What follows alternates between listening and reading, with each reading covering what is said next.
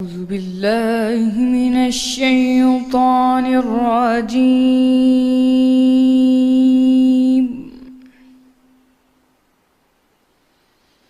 بسم الله الرحمن الرحيم.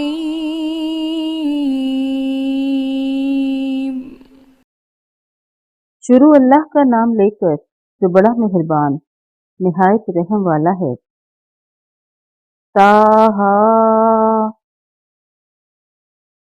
اے محمد، ہم نے تم پر قرآن اس لیے نازل نہیں کیا کہ تم مشقت میں پڑ جاؤ، بلکہ اس شخص کو نصیحت دینے کے لیے نازل کیا ہے جو خوف رکھتا ہے۔ یہ اس ذات کا اتارا ہوا ہے جس نے زمین اور اونچے اونچے آسمان بنائے، یعنی اللہ رحمان جس نے عرش پر قرار پکڑا۔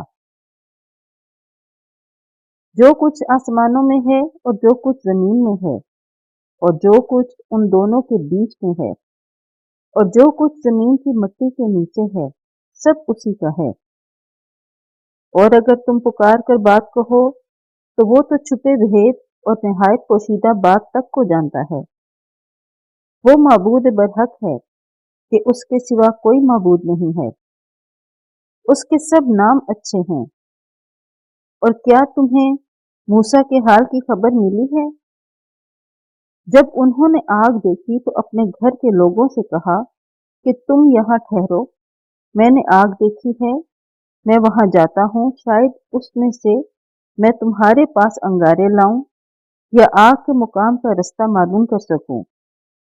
جب وہاں پہنچے تو آواز آئی کہ موسیٰ، میں تو تمہارا پروردگار ہوں، تو اپنی جوتیاں اتار دو، تم یہاں پاک میدان یعنی طوا میں ہو، اور میں نے تم کو انتخاب کر لیا ہے، تو جو حکم دیا جائے اسے سنو۔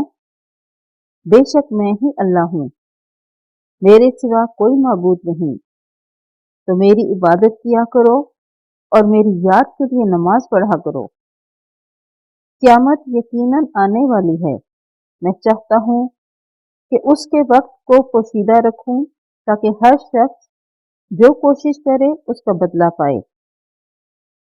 تو جو شخص اس پر ایمان نہیں رکھتا اور اپنی خواہش کے پیچھے چلتا ہے، کہیں تم کو اس کے یقین سے روک نہ دے، تو اس صورت میں تم ہلاک ہو جاؤ۔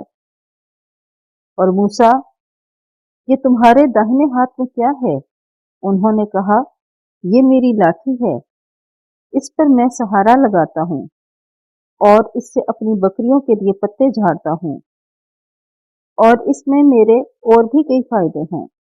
فرمایا کہ موسیٰ اسے ڈال دو، تو انہوں نے اس کو ڈال دیا اور وہ ناگہاں سانپ بن کر دوڑنے لگا۔ اللہ نے فرمایا کہ اسے پکڑ لو اور ڈرنا مت، ہم اس کو ابھی اس کی پہلی حالت پر لوٹا دیں گے۔ اور اپنا ہاتھ اپنی بغل سے لگا لو اور کسی عیب اور بیماری کے بغیر سفید چمکتا دمکتا نکلے گا۔